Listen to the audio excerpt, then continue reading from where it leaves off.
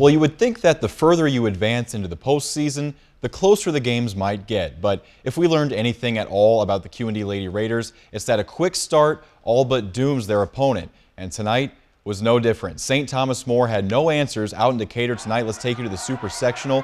Very nice crowd on hand for the Raiders. They're in Milliken over in Decatur, and early on, lob inside ends up with Jordan Frerick. She avoids a triple team, had 18 points, 9 boards in the first half. Very good game for Frerick's. QD continues in the paint. Tori Kuhn gets free. Cassidy Gengenbacher would later hit a 3. This game was close after one quarter, but QD, as they always seem to do, pulled away in the end. They win it 69-28, a big win over St. Thomas More tonight. Real quick, we'll take a look at QD's next game, actually, against Aurora Catholic, who beat Chicago Raby tonight 58-29. That game is Friday at 6:30. Another score for you. Calhoun's season ends. Josie Clockey with 27 points and a 57-48 loss to Illini Bluffs in the Route Super Sectional at one for the Calhoun girls there. Hannibal, the winner tonight over Marshall, 38-28. They'll play Kirksville on February 22nd. A nice way to open the playoffs there for the Lady Pirates. Moving right along, we've got more scores for you, but first it's Macomb and Triopia in Beardstown. This game was also very close in the early going. Nick Sievers, though, too much early on. He gets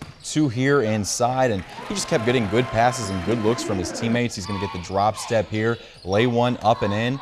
And Nick Sievers, a very nice first half, but Triopia tried to answer back a little bit. John Love to Jansen Jail inside as they would get going inside the paint themselves. Triopia and Macomb tied after one quarter, but Macomb would pull away. They win it 59-43. Brett Taylor, 20 points off the bench as Macomb will play Illini West Wednesday in that Beardstown region. We'll go ahead and advance on to another game tonight. Southeastern and Central Lee girls, we'll go back to that one first. Central Lee and Bellevue, they are 1 win away from going to Des Moines, but they'd have to beat unbeaten Bellevue in this one. A rough first quarter for the Hawks. Tracy Keller draws first blood, though, and she would have defense all over her all night. Here's Bailey McCoy, hits the open jumper. Hawks only down 5 at that point. Taylor Burdett, who we saw had a nice night the other night in their first playoff game, she goes in the low post here, gets the basket, but Central Lee, a late fourth quarter surge, kills them. Central Lee Lady Hawks, their season does end tonight at the hands of unbeaten Bellevue. Final score in this one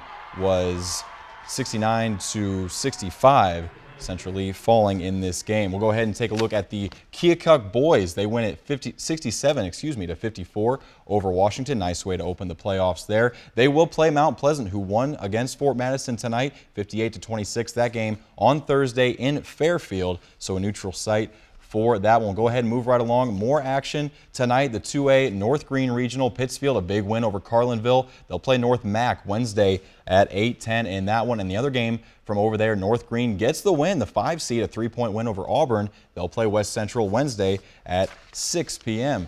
Moving right along, we've got South Fulton and Southeastern in this one. 1A Brown County Regional. Jeff Shago's team, the 4 seed coming in.